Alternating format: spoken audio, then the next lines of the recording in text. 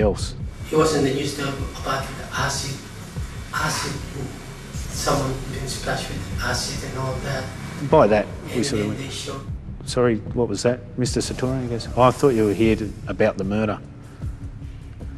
Immediately we went, well, hang on a sec. This is a significant breakthrough for us. So we questioned him about the murder.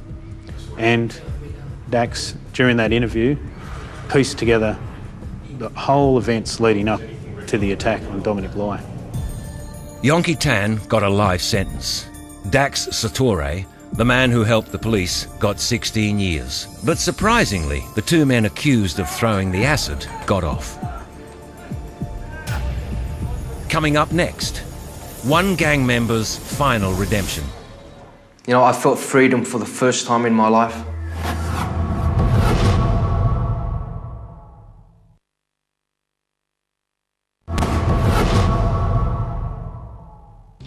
According to the federal police, a staggering $18 billion in crime profits was shipped out of Australia last year, most of it to Asia. In the last 10 years, Asian street gangs have lessened. We've not seen an emergence of a street gang equivalent to the 5T since, thankfully. As to the death of Tri Minh Tran, We've never solved that murder. There's a lot of information out there and we have a lot of information. It's very difficult to go from suspect to someone that you can put before a court and produce the evidence. Philip Chow and his partner, Robert Ho, still run the Barbecue King restaurant, and it's still a favourite late-night eatery. 10 days after the 1991 murder of Victor Chang, Chu Seng Lu was arrested and pleaded guilty.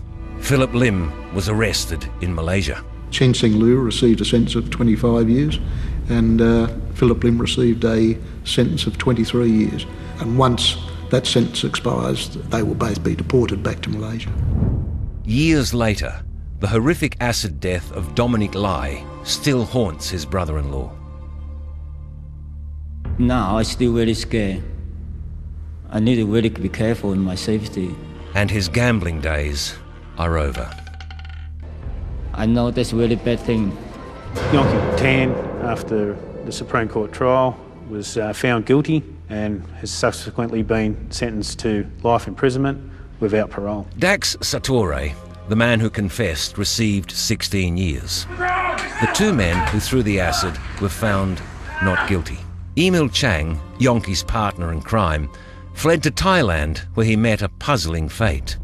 The official cause of death was suicide, but there are many who believe his death was highly suspicious. You explain to me how you can break your neck from a self-inflicted headbutt. And finally, a ray of hope. At the end of the multicultural rainbow that is Cabramatta, Tony Huang, a man who slept with a gun at 13 and rose to become a serious player in heroin distribution, found his personal light. I came from darkness. I was thinking about my life. And I knew I couldn't go on no more. So one day I went to my church and I got down there on the altar when no one was there. And I cried out, bawled my eyes out, I go, God, if you were there, if you love me like you say you do, you need to show me that. You need to give me a sign or something. The very next day I was walking through Cabramatta and this guy hands me a flyer. And the flyer read, if you're looking for a sign from God, here it is. I started freaking out. Since I gave my life to God, you know what, I work a full-time job. I've been promoted 3 times in 3 years. Now I've been blessed with a beautiful wife, 2 kids. You know, I felt freedom for the first time in my life.